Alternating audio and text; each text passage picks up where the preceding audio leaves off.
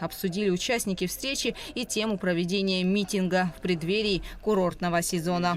Я хотел бы в свою очередь, как руководитель службы государственной безопасности, всех предупредить о том, что нарушение конституционного строя, либо нарушение закона какого-либо в плане проведения этого митинга, либо насильственного захвата власти будет жестко пресекаться нашими сотрудниками, всеми ведомствами, которые будут задействованы в этом мероприятии.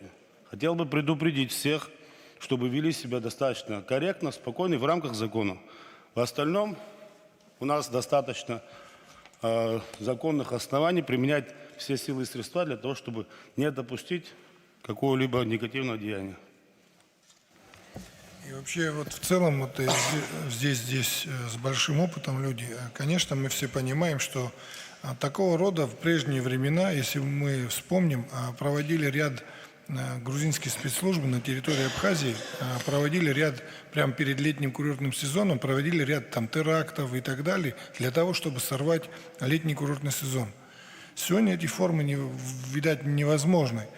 Но не хочу сравнивать ни в коем случае наших политических оппонентов, но тем не менее как-то вот это совпадение меня немножко смущает. Конечно, хотят сорвать летний курортный сезон для того, чтобы государство продуктивно не развивалось, потому что это единственный период времени, когда мы можем получать доходы и на наше развитие.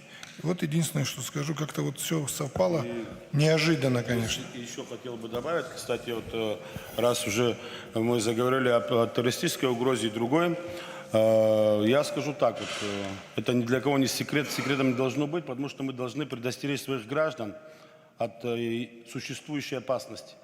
Вот я до этого говорил об открытии второго фронта со стороны Грузии в наш адрес, что сегодня планируется сделать западными странами. Но в том числе в план их мероприятий для того, чтобы сегодня здесь поднять Бучу и непосредственно оставить грузинский след для того, чтобы мы сегодня как-то сами же пошли на них войною, это действует план террористической угрозы на территории Республики Абхазия, ихний же план, проработан на Украине, который сегодня пока не реализован. Не реализован потому, что мы работаем. И потому что мы знаем некоторых лиц, которые, возможно, к этому могут быть причастны. К сожалению, они на сегодняшний день не находятся на территории Республики Абхазия. Но, возможно, их пособники здесь и где-то есть. И вот этот митинг, массовое скопление людей, не исключено, что может быть использован для того, чтобы нанести серьезнейший удар для наших граждан. Вот это я хотел бы, чтобы те, кто сегодня пытаются этот митинг организовать, несли за собой ответственность тех последствий, которые могут быть. Я бы очень не хотел, чтобы что-то произошло.